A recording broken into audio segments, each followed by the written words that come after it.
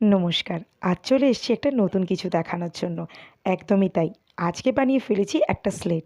এটা বানিয়েছিলাম আমাদের পুচু সোনার জন্য, মানে আমার ননদের মেয়ে পুচু সোনা। ওর জন্য বানিয়েছিলাম। ও এই বছর হাতে ঘড়ি দেবে।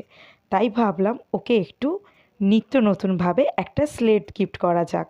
যাতে ও দেখেও খুব আনন্দ পাবে আর ওর হাতে ঘড়িটা দিতেও বেশ মজা হবে। আমরা বেসিক্যালি দেখে থাকি যে স্লেটটা একটা কাঠের মধ্যে মোড়ানো থাকে। কিন্তু আমি চেষ্টা করেছিলাম ঝকমকে একটু রংচঙে কিছু বানানোর জন্য, যাতে পুচু সোনা দেখে খুবই আনন্দ পায়। বাচ্চারা সবসময় একটু রংচঙা, একটু ঝকমকে জিনিস পছন্দ করে, কারণ তারা সবসময় চায় যেটার মধ্যে একটি চমকদার ব্যাপার আছে সেই জিনিস নিয়ে ঘাঁটাঘাঁটি করতে। এটা করতে আমার খুব একটা বেশি দিন সময় লাগেনি।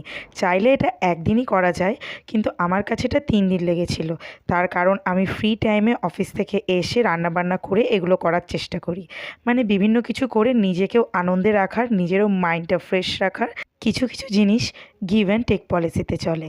যেমন আমি সময়কে কিছু দিলে সময় আমাকে ভালো কিছু মুহূর্ত ফিরিয়ে দেয়। আমি মনে করি এই ছোটোখাটো হাতের কাজগুলো কোনো সময় নষ্ট নয়। এগুলো করার জন্য অনেকটা সময় লাগে, অনেকটা ধৈর্য লাগে, আর অনেকটা প্রতিভা লাগে। অনেকেই মনে করে থাকে কস্টলি গিফট দিলেই মানুষ খুশি হয়, কিন্তু আমার কাছে মনে হয় কস্টলি গিফট দেওয়া মানেই কিন্তু খুশি পাওয়া যায় না। কারণ ভেবে দেখা গেলে কখনো কখনো কস্টলি গিফটের ওপর আমাদেরও পছন্দ না থাকতে পারে, বা তাদেরও পছন্দ না থাকতে পারে।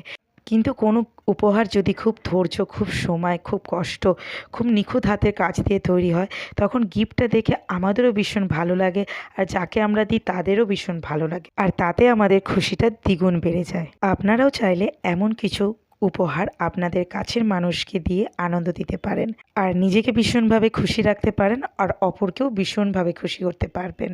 আজকের মতো এখানেই শেষ। ধন্যবাদ।